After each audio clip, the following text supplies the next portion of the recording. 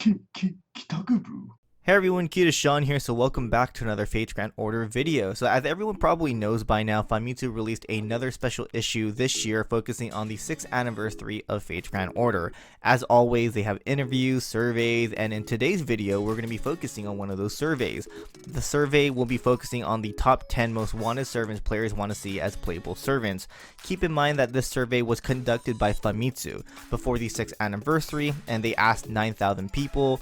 The Lightworks, Type Moon, and Aniplex have no part of this survey. So without any further ado, let's get started. Starting off with number 10 is going to be Sabo Monica from Fate Prototype. This will be her first appearance on this top 10 for FAMITSU Most Wanted Servants. For those confused who Monica is, it's okay. Most FGO fans found out about her recently. To be more specific, last year's anniversary. Monica is a character from Fate Prototype, basically one of the original characters Natsuki created. We first get to see her in the Fate Prototype mini movie, and we find out that she is the master of the Beast class, also known as B6.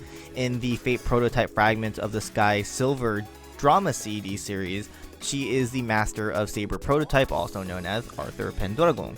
Why did she recently gain popularity so much? Well, if you guys remember, last year FGO released a new opening animation for the game, and in the animation a figure sitting on a rock with wings appeared. Everyone thought it was Monica because of the eye color and the figure looked female, but instead it was revealed to be Oberon. Due to everyone mistaking Oberon as Monica, many fans have now become fans of her and demand her to be in the game real soon. So who knows? Maybe she'll come in FGO sometime in the future. At number 9 on the list is going to be Aggravating. Like Monica, this will be Aggravating's first appearance on the list. Many fans have been waiting for Aggravating to join FGO as a playable servant since the release of Camelot chapter, but he wasn't popular enough to rank in the top 10 until now. I'm going to assume his popularity shot up because of the recent anime movie adaptation of Camelot. He now has a voice actor and we have seen him in action, so it would be nice to finally see him as a playable character in FGO. At number 10, it's going to be Aozaki Aoko. Surprisingly, this is her first appearance on this list. You would think she would be on this list every year, but no. You guys might think this is barbaric, but not a lot of FGO players know who Aoko is, which is shocking, right? How can one of the most important characters in Nasu lore not be known, you ask? Well, it's because a lot of players who became Fate fans started off with FGO and the UFO table anime adaptations of Fate Stay Night and of course Fate Zero. Younger generation Fate fans have never played Tsukihime or Mahou no Yoru or even Melty Blood. I mean, Tsukihime and Mahou no Yoru make sense because, you know, there aren't any official translations, but yeah, Aoko usually is, you know, pretty main in those series. So why is she now on this list? I think it's because she was teased in a trailer for the upcoming Tsukihime remake, so fans who don't know anything about Tsukihime probably looked her up and realized, oh dang, she's important. Number 7 is going to be Merlin Prototype, another character who appears for the first time on this list. Merlin Prototype first appeared in FGO Arcade. She is strong, an amazing support caster, amazing buster support, and she's really cute. People simp for her. I do too. I personally put her in my top 3 for favorite female servants. At number 6, we have Mato Shinji. Shinji was actually ranked number 5 last year. Why do fans want him so much? 1, he is one of the original Fate Stay Night characters, and of course, second, memes.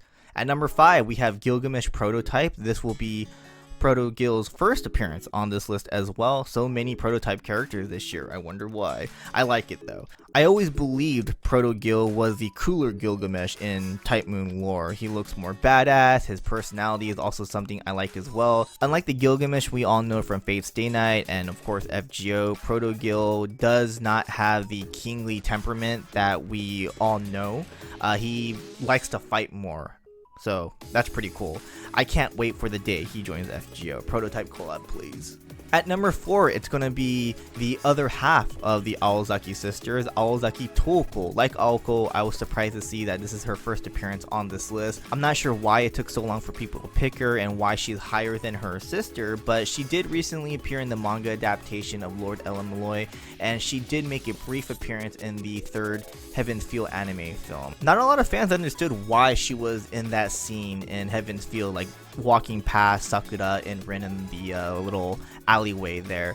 I'm assuming that, you know, fans looked it up and like, oh, why was she there? And obviously we all know, I won't spoil it, but yeah, she is the character from Kara no Kyokai Garden of Sinners. So again, it really surprised me that not a lot of people really knew who she was. Of course, she appears in Mahou Tsukai no Yoru as the antagonist. She also has a craft essence. I'm pretty sure if you remember, it was the Garden of Sinners CE.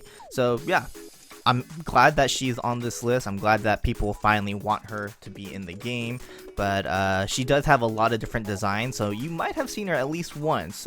Here is the Kara no Kyokai Garden of Sinners design, the Lord Elemoid Case Files design, the Mahou Tsukai no Yoru design, and the Fate Extra CCC design. In my opinion, the worst designed version of her. If you guys want to see what Toku is capable of, watch Garden of Sinners 5 Mujin Nassen.